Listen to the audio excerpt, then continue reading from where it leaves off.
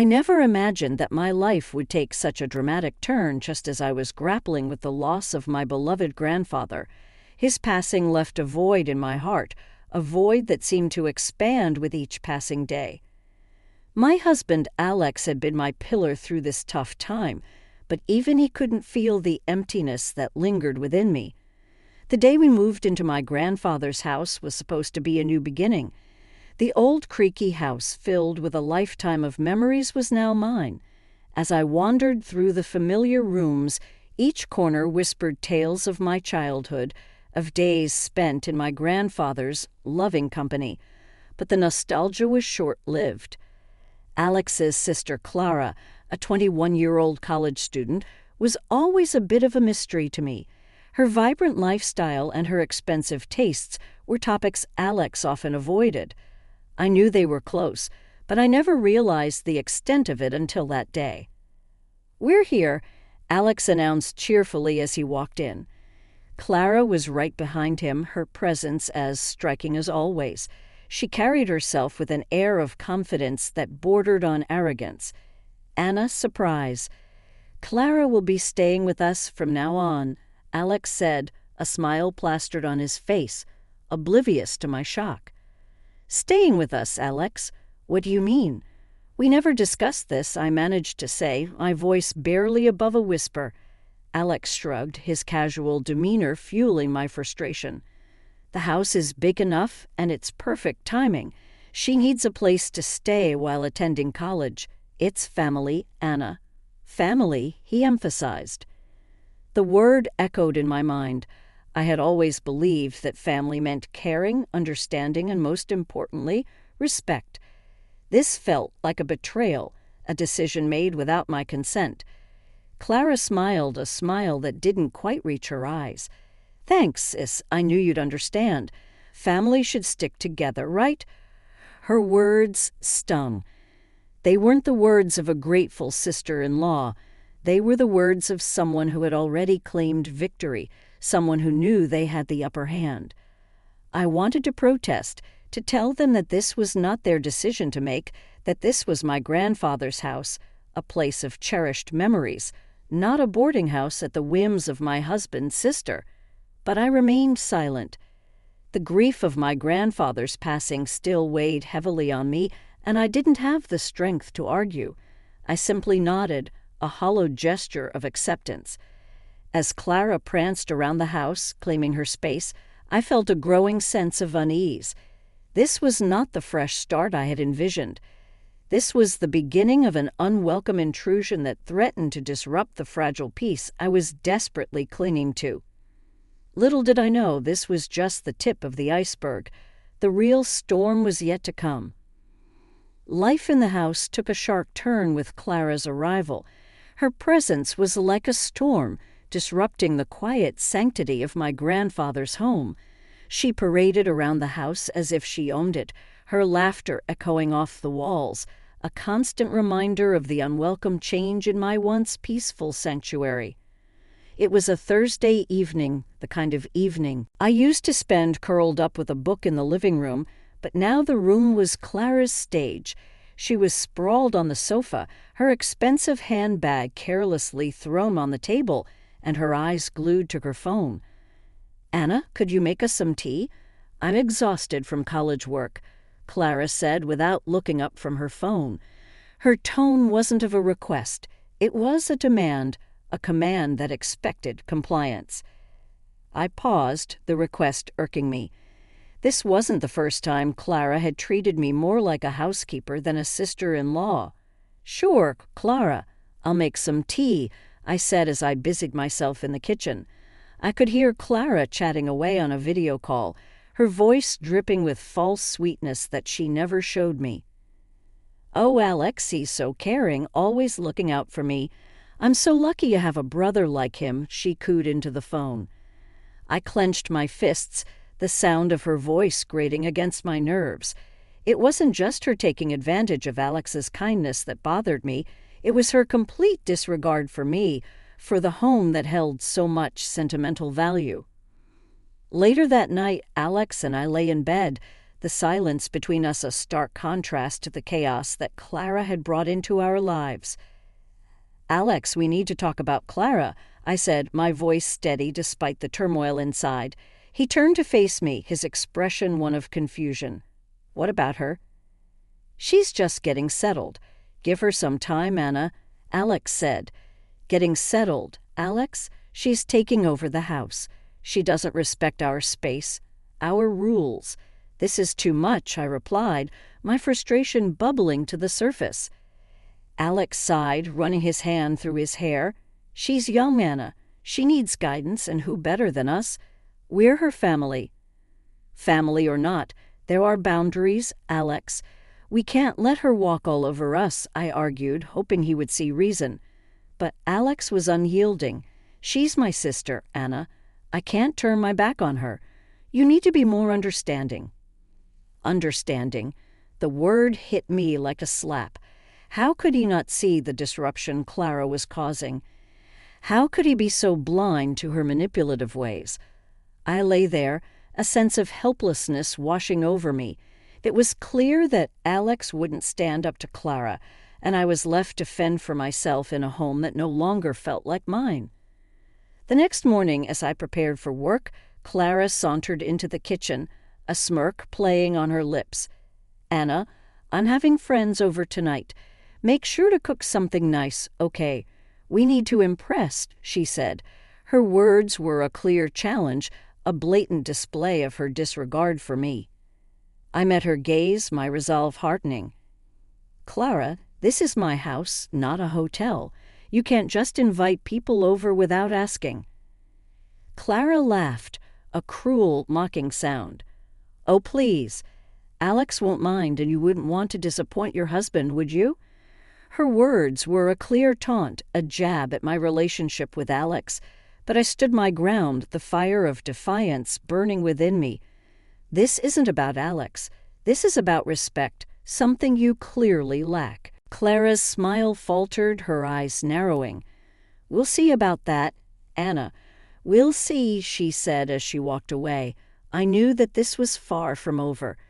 Clara had declared war, and I was caught in the crossfire, in a battle that threatened to consume me. The tension in the house escalated to unbearable levels. Clara's audacity knew no bounds, and her latest stunt was the most outrageous yet. She had turned my home into her personal playground, hosting parties and gatherings as if she was the lady of the manor. It was a Saturday evening, one that began with the unexpected arrival of a group of Clara's friends. They entered the house with the familiarity of regulars, their laughter and chatter filling the once tranquil space. "Anna, darling, why don't you join us? It's a party," Clara exclaimed, her voice dripping with sarcasm as she handed me a glass of wine. I looked around at the unfamiliar faces invading my home, my hands trembling with suppressed anger. "Clara, this is not acceptable. You can't just bring people over without asking me." "This is still my house," I said, my voice firm. Her eyes narrowed and she leaned in close, her breath reeking of alcohol. "Your house." "Oh, darling, you really need to get with the program. This is our house now, and besides, Alex doesn't mind. Do you, Alex?" Alex, who had been watching silently from the sidelines, offered a weak smile. "Come on, Anna. It's just a small gathering. Let's not make a big deal out of it." A small gathering. The words echoed mockingly in my ears.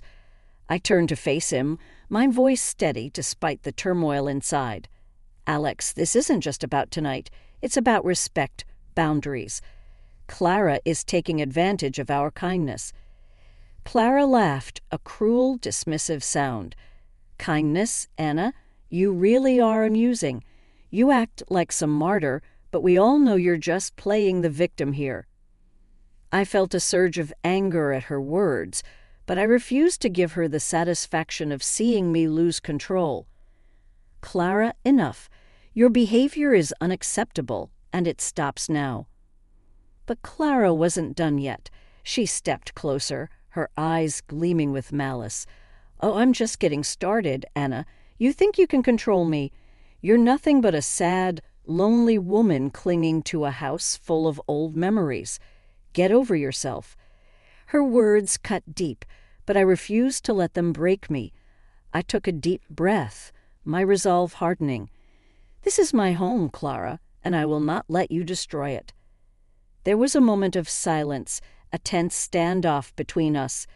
Clara's smile faltered, her confident facade cracking ever so slightly. "Fine. Have it your way, Anna. But remember, you're not the only one living here now. And as long as I'm here, you'll never have peace."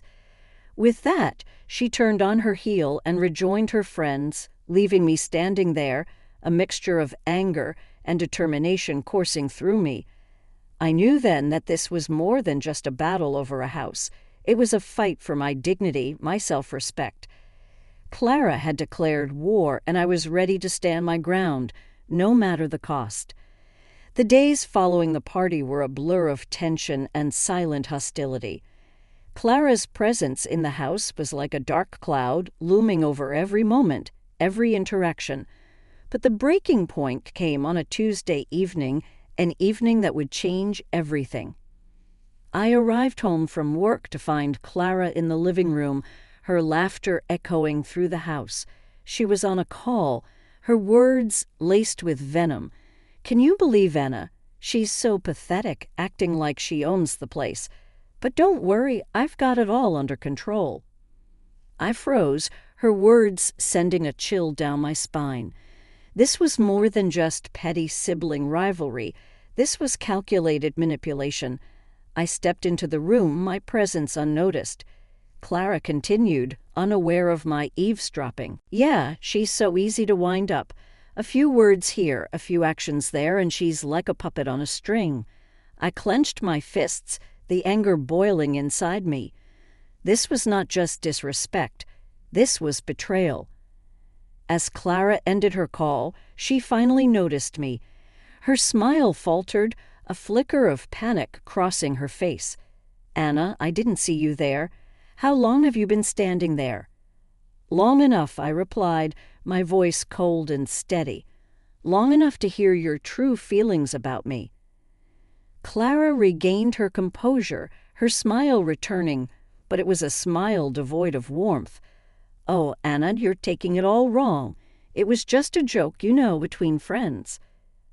"A joke?" I countered, my voice rising in anger. "Clara, you've been playing games since you arrived. You've turned my home into a circus, and now I find out you've been plotting against me all along." She shrugged, her arrogance unshaken. "Plotting, Anna? You're being dramatic. I'm just living my life, and you happen to be in it." I took a step closer, my resolve strengthening. "No, Clara, this ends now. I won't be manipulated or ridiculed in my own home. I want you out." Clara laughed, a sound that sent shivers down my spine. "Oh, Anna, you really are amusing. You think you can kick me out? Alex would never allow it.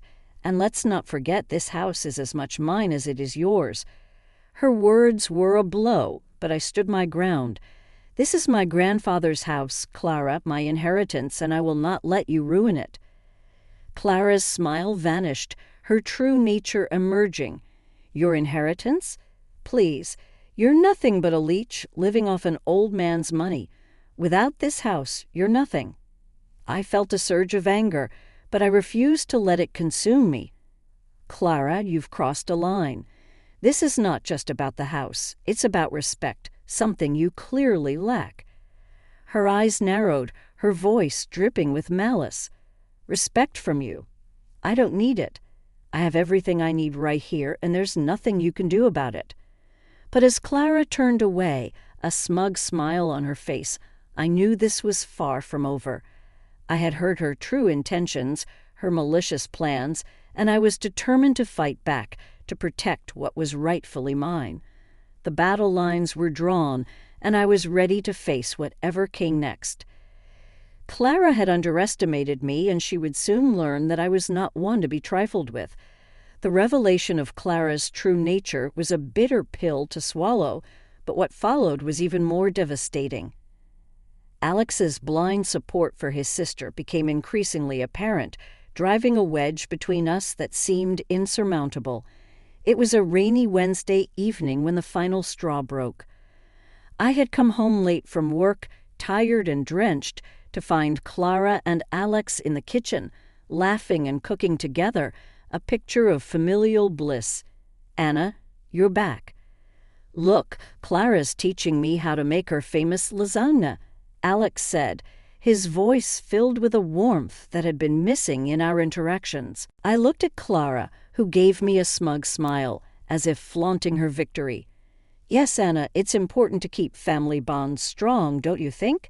she said, her words dripping with hypocrisy. "Family bonds? Is that what you call this, Clara? Manipulating Alex against me?" I exclaimed, my frustration reaching its peak. Clara interjected, her voice sickeningly sweet. "Anna, I think you're overreacting. We're just spending some quality time together. You're always so busy after all." I felt a pang of betrayal. Alex, who had once been my partner, my confidant, now stood there, a stranger, blinded by his sister's deceit. "Alex, you need to see what's happening here. Clara is using you, and you're letting her," I pleaded, hoping for a glimpse of understanding. But Alex shook his head, his patience wearing thin. "Enough, Anna. I'm tired of your accusations. Clara is my sister, and I won't turn my back on her." The room fell silent, the air heavy with unspoken words and broken trust. I looked at Alex, then at Clara, and realized the painful truth. I was alone in this battle. "I see," I said, my voice barely a whisper. "I see where your loyalties lie, Alex." Without another word, I turned and walked away, the sound of their laughter echoing behind me like a cruel reminder of what I had lost. That night, as I lay in bed, the realization sunk in. My marriage was crumbling, and Clara was the architect of its destruction. But I was not going to be a passive victim in her twisted game. I made a decision, a vow to myself. I would fight back, not just for the house, but for my dignity, my self-respect. Clara had awakened a strength in me that I never knew I had. The battle was far from over, and I was ready to take a stand. Clara had underestimated me, and it was time to show her that I was not to be trifled with. The days that followed were a maelstrom of legal consultations and personal reckonings. The house, my grandfather's legacy, had become a battlefield, with Clara and Alex firmly entrenched on one side and me isolated on the other. It was during one particularly cold morning that the situation reached a boiling point. I had just finished a call with my lawyer, discussing the complexities of the inheritance and my rights, when Clara breezed into the room, her usual air of arrogance surrounding her. Anna still playing the poor little victim. "It's getting old, you know," Clara taunted, a smirk playing on her lips. I looked up, my resolve stronger than ever. "This is not a game, Clara. I'm fighting for what's rightfully mine." She laughed, a sound that grated on my nerves. "Rightfully yours. Please, you're just clinging to this old house because you have nothing else. But let me tell you, Anna, you're not going to win this." Her confidence was infuriating, but I refused to be intimidated. "I'm not interested in winning or losing, Clara. I'm interested in justice, and I will not let you and Alex take away what my grandfather left for me." Clara's expression darkened, her facade slipping for a moment. "Justice? You think you deserve anything? You're nothing but a leech living off the memory of a dead man." Her words were meant to wound, but I stood my ground. "I am fighting for my rights, Clara, and I won't be bullied or belittled by you," I declared, my voice unwavering. Alex, who had been silent until now, finally spoke up. "Anna, why can't you just let it go? We're family. We should be sticking together, not tearing each other apart." "Family," I repeated, the word bitter in my mouth. "This is not how family treats each other, Alex. You've chosen Clara's side over mine, and now I'm left with no choice but to fight back." Clara interjected, her voice dripping with disdain. "Fight all you want, Anna, but in the end, you'll be left with nothing. You're alone in this." Her words echoed in the empty room, a stark reminder of the loneliness that had enveloped me. But I was not deterred. "Alone or not, I will stand my ground," I declared, my voice steady. "And I will see this through to the end." As I walked away, leaving Clara and Alex in stunned silence, I knew that the battle ahead would be challenging, but I was ready for it. I had to be, for my grandfather, for the house, and for myself. The day of reckoning had finally arrived. Armed with legal advice and a newfound determination, I confronted them in the living room. "Clara, Alex, I've made my decision. I'm filing for a legal eviction. This house is my property, and I will not be forced out of it." Clara's smirk vanished, replaced by a look of incredulity. "Eviction? You wouldn't dare," she exclaimed, turning to Alex for support. But Alex, for once, seemed lost for words. The reality of the situation was finally dawning on him. "This is not just about the house anymore," I continued, my voice resolute. "It's about respect, and the complete lack of it from both of you. I've tolerated enough." Clara's composure crumbled, her voice rising in panic. "You can't do this to me, Anna. Where will I go?" Alex looked between us, the conflict evident on his face. "Anna, please, let's talk about this. We can find a solution." "The time for talking is over, Alex. You made your choice, and now I've made mine," I replied, the finality in my voice leaving no room for argument. The legal process was swift and unforgiving. Clara was forced to leave, her protests and pleas falling on deaf ears. Alex, caught in the crossfire of his own making, could only watch as his sister's world crumbled. But the victory was bittersweet. The house was mine again, but it was a hollow triumph.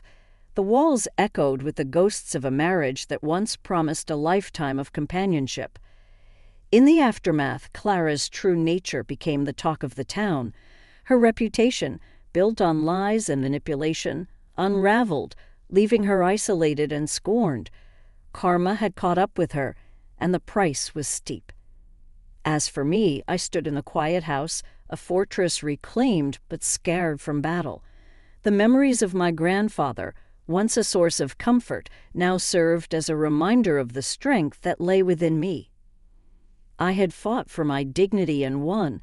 The path ahead was uncertain, but I was no longer the woman who had allowed herself to be manipulated and disrespected. I was stronger, wiser, and ready to face whatever the future held. The house, my grandfather's legacy, was once again a sanctuary, a place where I could heal and rebuild, and in its silent halls I found peace, a peace that had eluded me for so long.